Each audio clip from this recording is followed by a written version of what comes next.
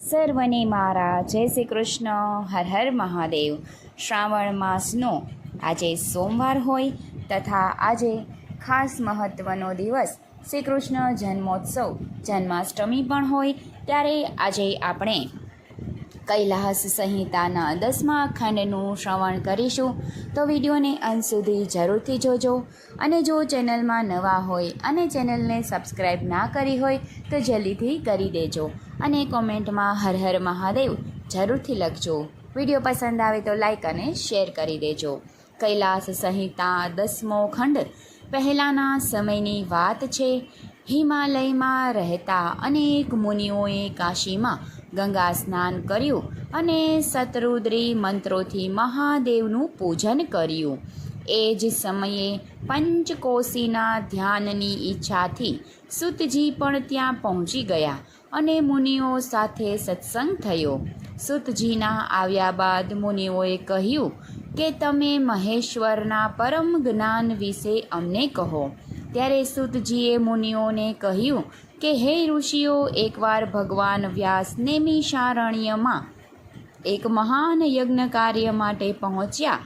ત્યાંના રહેવાસીઓએ વ્યાસજીને ઓકારનો અર્થ બતાવ્યો અને તેમને કહ્યું કે પ્રણવ ઓકારના અર્થનો પ્રકાશ કરનારા શિવ સંબંધી જ્ઞાન દુર્લભ છે. એ તો જેઓના ઉપર ભગવાન શિવજીની કૃપા થાય તેને જ એ મળે એમ શ્રુતિ કહે છે. પાર્વતીજીએ પણ શિવજીને આ જ પ્રશ્ન કર્યો કે હે નાથ, વેદ મંત્રોના ઉચ્ચારણ પહેલાં ઓમકારનું ઉચ્ચારણ કેમ કરવામાં આવે છે? એટલે શિવજી બોલ્યા, પાર્વતીજી, આ પ્રણવ મંત્ર એ મારું જ સ્વરૂપ છે, જ્ઞાન અને બધી વિદ્યાઓનું મૂળ છે.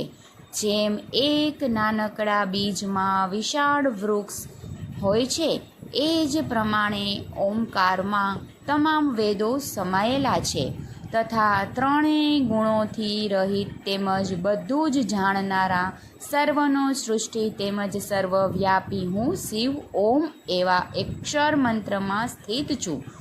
ઓમ એ શબ્દ બ્રહ્મા છે અને આ જ ઓમથી સર્વ જગતની રચના શિવ કરે છે. આમ બ્રહ્મા ઋષિઓ અને મને એકાક્ષર ઓમકાર સ્વરૂપે જાણે છે તથા આ પ્રણવ મંત્ર જ મને શાંતિ અર્પે છે.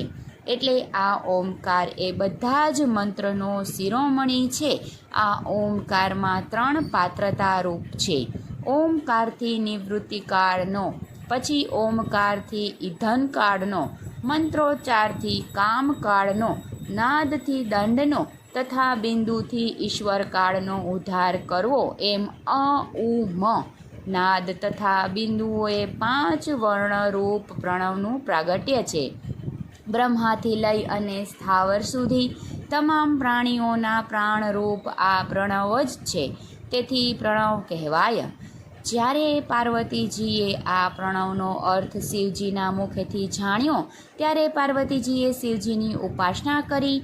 વેદ વ્યાસે આ સંવાદ સાંભળ્યો ત્યારથી પ્રસ્થાન કર્યું. આ દિવ્ય જ્ઞાનને દેવીએ સ્કંદને, સ્કંદે નદીને નંદને, અને નંદીએ સત્કુમારોને, અને સત્કુમારોએ વ્યાસજીને, અને વ્યાસજીએ સૂતજીને જ્ઞાન આપ્યું, અને છેલ્લે સૂતજીએ આ જ્ઞાન મુનિઓને આપ્યું. ત્યાર પછી સૂતજી પણ શિવ પાર્વતી પૂજન માટે કાલરહિત પર્વત ઉપર ચાલ્યા ગયા.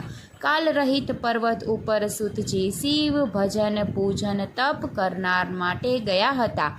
તે હે મની મુનીશ્વરો ફરીથી કાશી ક્ષેત્રમાં આવ્યા ત્યારે ત્યાં સ્થિત ઋષિ મુનિઓએ એમને વિનંતી કરતા વામદેવજી વિશે વર્ણન કરવા કહ્યું. એટલે સૂતજી કહેવા લાગ્યા કે ઘણો કાળ વીતતા સ્થળાંતર કલ્પમાં વામદેવ નામના એક સંત જ્ઞાની તપસ્વી થઈ ગયા. એમને મેરુ પર્વતના દક્ષિણ શિખર ઉપર સ્કંદ કહેતા કાર્તિકેયની આરાધના કરી અને એમને પ્રસન્ન કર્યા. ત્યારે એમની સ્તુતિ કરતા કહેવા લાગ્યા, હે પ્રભુ, આપ તો બધું જ જાણનારા છો. આપનાથી કાંઈ છૂપું નથી. તેમજ આપે શક્તિને ધારણ કરેલી છે. શિવજી પ્રણવ મંત્રથી પ્રસન્ન રહે છે પ્રણવ મંત્ર સર્વે મંત્રોમાં શ્રેષ્ઠ છે અને સાક્ષાત પરમેશ્વરને કહેનારો છે. પૃથ્વી લોકના પશુ જેવા જીવોને સંસારથી મુક્ત કરવા પશુપતિને પ્રણવની જ જાહેર કરે છે. આ પ્રણવનો અર્થ હું જાણતો નથી, માટે આપ મને પ્રણવનો અર્થ સમજાવવાની કૃપા કરો.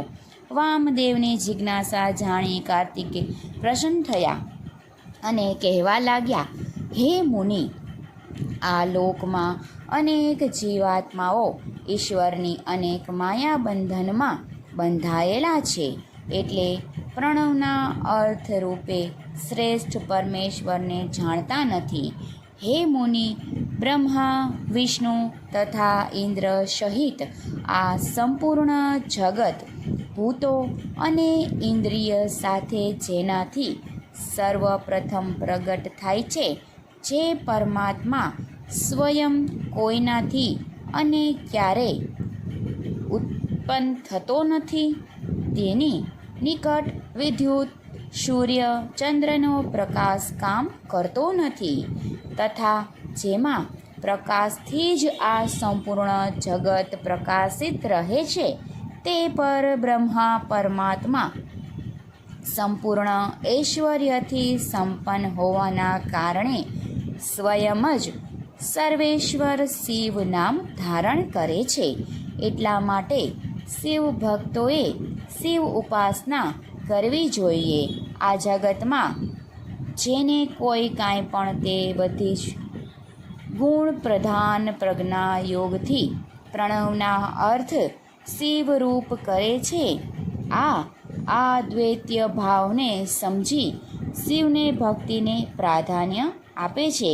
આમ આ લોકમાં અનેક જીવાત્માઓ ઈશ્વરની અનેક માયાઓના બંધનમાં બંધાયેલા છે તેવું વર્ણન કરી અને બ્રહ્મા, વિષ્ણુ તથા ઇન્દ્ર સહિત સંપૂર્ણ જગત ભૂતો અને ઇન્દ્રિયો જેના સર્વપ્રથમ પ્રગટ કરેલા છે, એ પરમાત્મા સ્વયં કોઈનાથી અને ક્યારેય ઉત્પન્ન થતા નથી, એવા નિકટ વિદ્યુત સૂર્ય ચંદ્રનો પ્રકાશ કામ કરતો નથી, જેના પ્રકાશથી જ આ સંપૂર્ણ જગત પ્રકાશિત રહે છે, તેવા ભોળેનાથ ભગવાન શિવની ભક્તિમાં શ્રાવણ માસનો આજે સોમવારમાં આપણે લીન થઈએ તો ભગવાન શિવ બધા પર કૃપા વર્ષાવે, બધાની મનોકામનાઓ શ્રાવણ માસમાં પૂર્ણ થાય તેવી આપણે શિવજીના ચરણોમાં નમન કરી પ્રાર્થના કરીએ.